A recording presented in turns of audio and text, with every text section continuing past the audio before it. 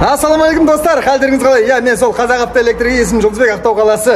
Мен сіздерге жақсы видео түсіруден шаршамайын. Сіздер лайкавайт етіп, кайфавайт етіп, сұрақтарыңызды қойып отырыңыздар. Достар, мынау сізге міндетті түрде пайдасы тиюі мүмкін. Бұл не деп ойлап тұрсыңдар ма, білмейтіндер. Бұл есікті автокөліктің ашып жабушы құрал, пульт. Жалпақ тілмен айтқанда. Осыны қалай орнатамыз? Маған қайсы автокөлігі келді? Бұған өте оңай. Әрине, Toyota автокөліктеріне орнатуға жақсы. Кез келген көлікке орнатуға болады. Бірақ мен қайсы келгесін қайсыке орнатып жатырмын. Енді қалай орнатады мен сіздерге көрсетейін достар. Сіздер лайк пен комментарияны толтыра беріңдер.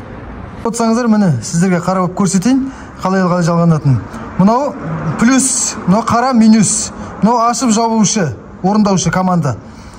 Соны достар қалай табамыз? Мысал үшін қараңыздар, мына Toyotаның көлігінің есігінде ашып жапқыш бар.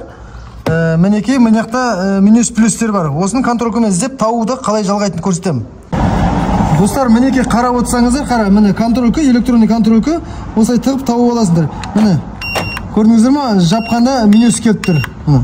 Жоқ, өтірік айтам, ашқан кезде. Енді екіншісін тауып аламыз, міне. Жапқан кезде минус келіп тұр. Көрдіңіздер ма? Ашсақ оған келмейді ештеңе. Сонда достар, мінекей минус міне постоянно, мынарда қызыл қарасыңдар, плюс. Көрдіңіздер ма достар? Осылай тауып алып, минус плюсын мына қызылды плюске жібересіңдер.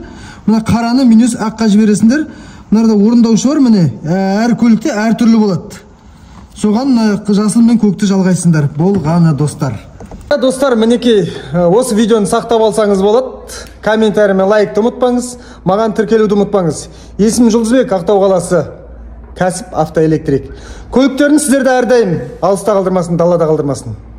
Сау болыңыздар.